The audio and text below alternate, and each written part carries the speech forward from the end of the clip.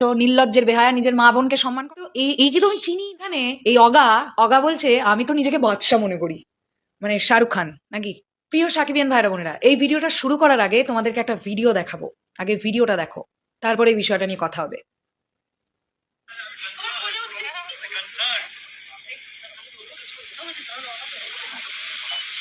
Recently প্রচুর কন্ট্রোভার্সিতে ছিল একজন অভিনেতার জন্য।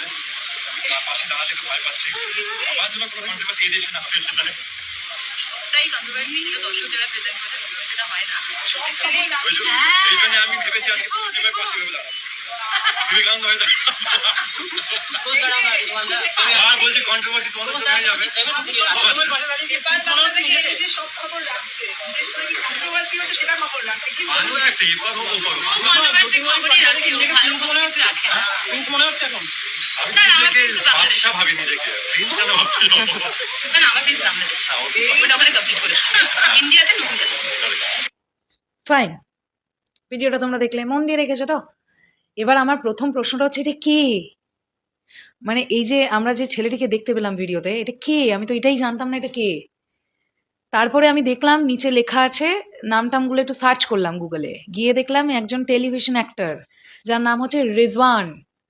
গতকাল কোনো একটি ইভেন্টে রেজওয়ান এবং জ্যোতির্ময়ী তারা একসঙ্গে ফ্রেমবন্দি হয়েছেন, এবং সেখানে রেজওয়ান ওই কন্ট্রোভার্সিটা যেটা কিছুদিন আগে প্রিন্সেপ প্রিমিয়ারে হলো, ওই কন্ট্রোভার্সিটা চেঁচে এসে তুললো, তাও আবার জ্যোতির্ময়ী কুণ্ডুর পাশে দাঁড়িয়ে দাঁড়িয়ে। তা আমি একটা জিনিসই বলতে চাই যে ভাই, অকাত মানে আউকাত থাকতে হয় একজনের নামে কিছু বললে অন ক্যামেরা, সেই অকাতটুকুনি আছে? মানে তোমরা আমাকে কমেন্ট সেকশনে জানাও তোমরা কারা কারা, এই কি যেন নাম বেশ, রেজওয়ান, কারা কারা চেনো একে। আমি অনেস্টলি বলছি, আমি তো চিনিই না একে, আমি চিনিই না। আমাকে দু একজন ভিডিওটা পাঠালো বলে আমি দেখতে পেলাম ভিডিওটা। এবং সব থেকে বড় কথা হচ্ছে, তাহলে তোমাদের এখানে প্রশ্নটা হতে পারে, তাহলে তুমি রিপ্লাইটা করছো কেন দিদি? হতে পারে তো এই প্রশ্নটা।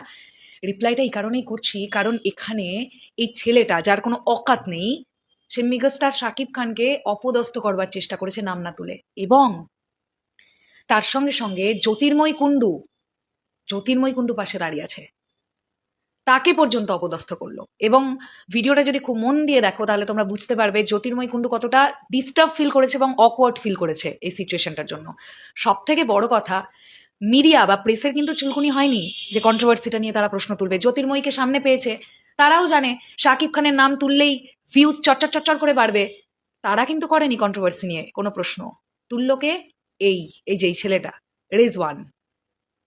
আসলে বিষয়টা কি জানো, এর একটু ভাইরাল হওয়ার ধান্দা হয়েছে।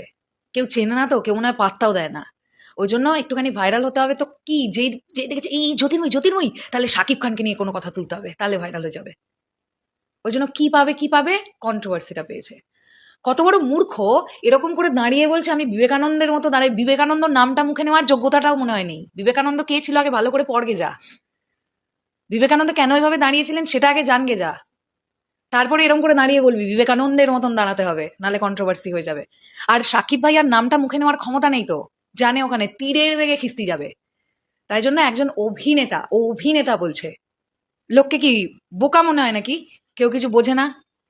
অভিনেতা মানে কার কথা বলছো তুমি? জ্যোতির্ময় কুণ্ডুকে পাশে নিয়ে লজ্জা করলো না? একটা নারীকে ওইখানে দাঁড়িয়ে দাঁড়িয়ে ওইভাবে অপদস্থ করছো, নির্লজ্জের বেহায়া। নিজের মা বোনকে সম্মান করো। নিজের মা বোনকে যদি সম্মান করতে, তাহলে একটা বোনের বয়সী একটা মেয়েকে এইভাবে দাঁড়িয়ে দাঁড়িয়ে ক্যামেরার সামনে ওইভাবে অকওয়ার্ড ফিল করাতে পারতে না, নির্লজ্জের বেহায়া। কিছুদিন আগে পশ্চিমবাংলার একটা অভিনেতা আছে, যেহেতু একটা পার্টিকুলার সিনেমা স্পেশাল স্ক্রিনিং এ ঢোকার সময় জার্নালিস্ট বা মিডিয়ার বন্ধুদের দেখে বললো, ওই দেখ সাকিব, মানে যেন হচ্ছে চিড়িয়াখানায় কোনো জন্তু দেখেছে, ওই দেখ বাঁদর, ওই দেখ হরিণ, ওই দেখ ভাল্লুক, ওরম করে। তো তারও ধান্দা ছিল ভাইরাল হবে, হয়েও ছিল। সেই সময়ও চুপ করে থাকিনি, প্রোটেস্টটা করেছিল তোমাদের সৃঞ্জয়দা। আর আজকে তো এই কি তুমি চিনি না? এর সম্পর্কে পড়ে জানতে পারলাম যে দু একটা সিরিয়াল টিরিয়াল করেছে।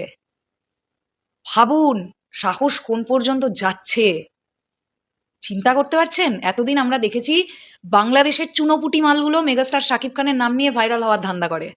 এখন ধীরে ধীরে পশ্চিমবাংলায় কিছু গজিয়ে ওঠা চুনোপুটিদের দেখতে পাওয়া যাচ্ছে মাঝে মধ্যে, যারা ভাইরাল হওয়ার জন্য সাকিব ভাইয়ার ইনসিডেন্ট টেনে টেনে আনছে। আর আবারও বলছি, কি নোংরা বাংলাদেশ মিডিয়া।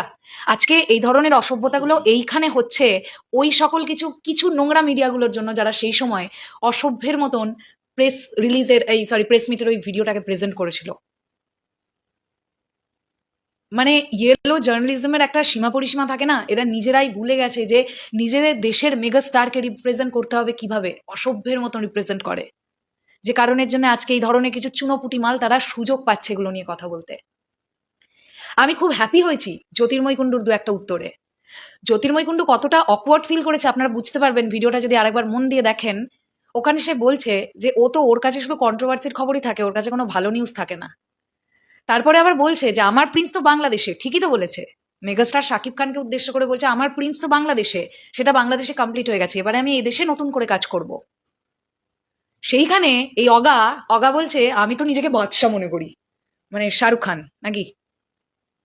ভাই নেওয়া যায় না, নেওয়া যায় না ভাই, এগুলো নেওয়া যায় না, এগুলো নেওয়া যায় না। উফ, মাথা ধরে গেছে আমার। আমি গতকাল থেকে ভিডিওটা প্রথমে দেখে আমার খুব রাগ হয়েছিল, তারপরে না আমি খুব হেসেছি এটা ভেবে যে মানুষ কতটা হীনমন্যতায় ভুগলে নিজেকে ভাইরাল করার জন্য এই ধরনের কন্ট্রোভার্সিমূলক কথাবার্তা নিজের জেচে মিডিয়ার সামনে ওই সিনেমারই নায়িকাকে পাশে দাঁড় করিয়ে করতে পারে। এরা বহুত হীনমন্যতায় ভোগে, আমার মনে হয় এদেরকে কেউ কাজেই নেয় না, এরা কাজ ফাজ পায় না। যাই হোক, শেষ করলাম ভিডিওটা। তোমাদের কি বক্তব্য এটা নিয়ে অবশ্যই কমেন্ট সেকশনে জানিও।